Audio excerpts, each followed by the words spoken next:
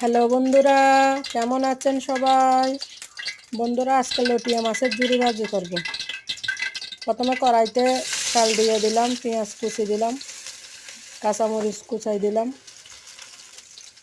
তার মধ্যে জিরা আদা রসুন বাটা দিলাম, লবণ দিলাম, হলুদ দিলাম যতটুকু লাগে পর্যাপ্ত পরিমাণে। এর মধ্যে লটিয়া মাছটা দিয়ে দিলাম। লটিয়া মাছটা ভাজা ভাজা করে নেব। দেখেন বন্ধুরা, লটিয়া মাছ থেকে অনেকগুলো জল বের হয়ে গেল।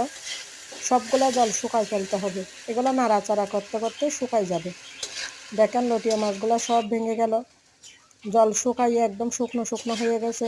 আমার ওটা খাবারটা আমার রেডি হয়ে গেল।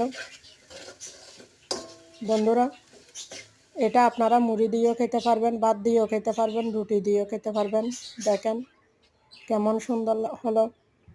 আপনারা দেখে জানাবেন, কমেন্ট করে জানাবেন আপনাদের কেমন লাগছে। আপনারা বাড়িতে ট্রাই করে দেখতে পারেন। নমস্কার বন্ধুরা।